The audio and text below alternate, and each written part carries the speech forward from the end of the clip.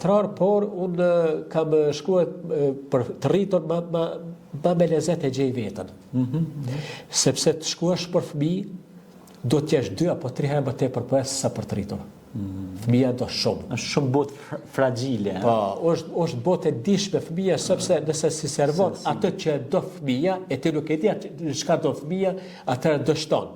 Te fëmija do të ketë rimën, do të ketë muzikalitetin, do të ketë jashtëzakonisht drejt për fëmija që ta shumë soft. Po pra, do të dish çka ti servosh fëmijëve, ndërsa te poezia për të rritur është më lehtë sepse atë frymëzim, atë imagjinosh sa ki e qet, ashtu ti si do, sepse i rrituri e kupton. Sepse ti do fol me masën, tash masa e fëmijëve ka një botë krejt tjetër, nga ajo të rriturve. E ti nuk mund t'ja jep ushqimin e të rriturve fëmijëve. Normal. Tu është gabimi që i bëjnë shumë shkrimtarë, kjo temë interesante të them drejtën, kjo mund bëhet edhe një emision i veçantë për këtë pjesë. Po sigurisht. Sepse ti nuk mund t'i japsh fëmijëve poezi për të rritur, sepse ndodh tani një misunderstanding, si po i thonë të anglisht, të keq kuptim. Po, sigurisht. Sepse edhe a ke po aty shkruan për klasat e 4-ta janë këto poezi, për 5-ta, 6-ta deri për të rritur. Unë kam edhe poezi për fëmijë, dikon nëse nuk gaboj 6 libra apo 7, i kam 4 me tregime për fëmijë, romanin Ëndra e Malit, roman për fëmijë. Do të thonë, aty kam kujdes shumë veçantë, mos do shta do një term është që nuk e kupton fëmija. Pavarësisht, ka shkëputu do një fjallë, do një figurë, që nuk e kupton fëmija dhe e lëraj. Odhese Grillo, jeni inspirum? Po, Odhese Grillo. Adilena Baba që i Fat Kuka, që e kolosët i letërsisë për fëmijë. Unë them që kam këta kom shkujt, a ka shtëpi zogu, po prapo ne frigoj, kur shkuj për fëmijë, a do t'i knaqe fëmijët apo jo. Këtë libër për shembull, librin A ka shtëpi zogu, këto e një cikël të poezive e kom shkujt për parashkollor. Për parashkollor, sepse ata nuk kanë fort material, nuk shkujt fort për parashkollor, sepse është një grupë shumë e veçantë ndaj këtëve që janë grupin e ullklasor, aty du të servosh poezi si këngë. E të leta. Si ato një nullat kur fillojnë fëmijët për të përkun ndjepin e nanave të una. Unë isha para një jave në American School of Kosovo, këto në Prishtinë, dhe atyre ju lexoja poezi fëmijëve parashkollor për këtij libri dhe u dha shumë kënaqur. Dhe unë mendoj që nuk është lehtë të shkruhet për fëmijë. Librat për fëmijë sigurisht, sidomos ato proza, është shumë deficitar. Sepse mungojnë, sidomos proza edhe romanat mungojnë. Edhe poetët për fëmijë numërojnë gishta. Ka pak që mirë kryesisht me poezi për fëmijë apo me prozë për fëmijë. Dërsa poet për të rritur kemi mjaft. Kemi mjaft. Kur thot mjaft, bile do shta vaj kemi të i kalu ato të pritshmërit, sepse thash për bëjnë atë diagonali, atë shka thash ma përpara, që po dalin një vlim botimeve, tash do shta ka bo rrjeti sociali Facebookut, merë boton, edhe plagiatura është në kove të fundit, është të pa që... është për hap. Po, plagiaturë, ajo nuk ka të them që do shta dikush mund të më mërë në një poezi, nuk e dije boton, veç nuk i bënderë puna huaj, sepse ajë dështon. Po, është plagiaturë. Sepse me dhur nuk mund të bësh poet. Ja, asnjëherë. Prandaj unë... Edhe kjo është një gjë që del nga shpirti edhe i bjen sikur ti e ke përdorur shpirtin e tjetrit. Sigurisht ashtu është.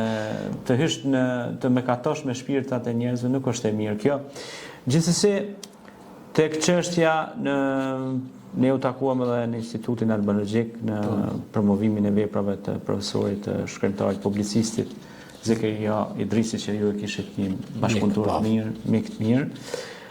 Të çështja publicistikës, përveç fëmijëve ku ndalem, e shoh që keni qenë shumë gazeta aktiv.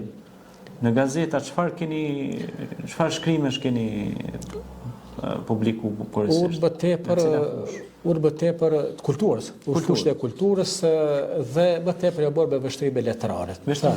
Po, vështrime letrare, të gjitha bade ato i kom botune për libra, në për 5 librat që ka me vlerësime, dhe ato libra, me të thonë drejtën, paka shumë pa marrë mendimin e profesor doktora, pa marrë mendimin e kritikëve, nuk i kam botuar. Pse e botuar në gazeta? Ke dashur mendimin e tyre, do thotë. Kam redaktor. Ta shohësh se ku është balanca. Patjetër. Kam për shembull redaktor profesor Begzat Balir, kam redaktor profesor doktor Fatmir Sulejmani Tetovës, kam redaktor profesor doktor Fatmir Terziun, kam Faik Shkodër, do thotë, gjitha këto mendime ku morën dhe ata kanë thonë që sigurisht se duhet më botu këto dhe ku botu. Një pyetje disi pak duket si jashtëteme, po është shumë brenda teme. Të jesh poet në ditët e sotme, sa është e vështirë, sa është e lehtë? Kur e them sa është e vështirë dhe sa është e lehtë, sepse sot po dominon antivlera dhe është lënë në hije vlera. Sa po mbështeten poetët sot? Këto përveç Një mesazh nga ju duam ta dim. Përveç mbështetjes morale që duhet çdo kush ta mbështes poetin apo këtë krijuesin, është edhe mbështetja financiare. Po, pikërisht ajo. Unë faleminderit për gjithë atyre që më kanë ndihmuar edhe moralisht, po edhe materialisht. Unë nuk du ta anashkëlloj pa cek se këtë libër a ka shtëpi Zogu, ma ka botu shtëpia botuse Gutenberg Prishtinë, revista Zog Mëngjesi me pronarin, drejtori Agim Kelmeni, të cilin ja falenderoj përzemërsisht.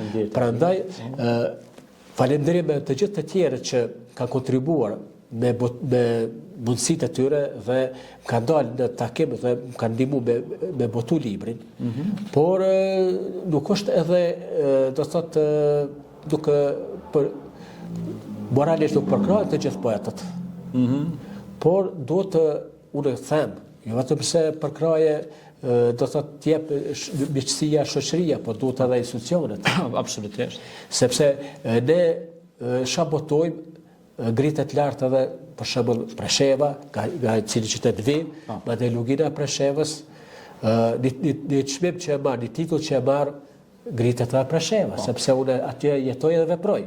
Prandaj, unë nga këto rast, të gjitha, jo vetëm se në komunën e Preshevës, Bujanosë e Medvegje, po të gjithë shqiptarët, të gjithë shtetet tona, të ndihmojnë krijuesit. Por, në porosit veçantë, të ndihmojnë krijuesit që ka vlera, e jo ata që vërtet kanë dëshirë të shkruajnë atë ndihmojnë atyre, sepse aty dështon edhe ai poet, po dështon edhe ai financuesi, sepse do të ditë që ku financon.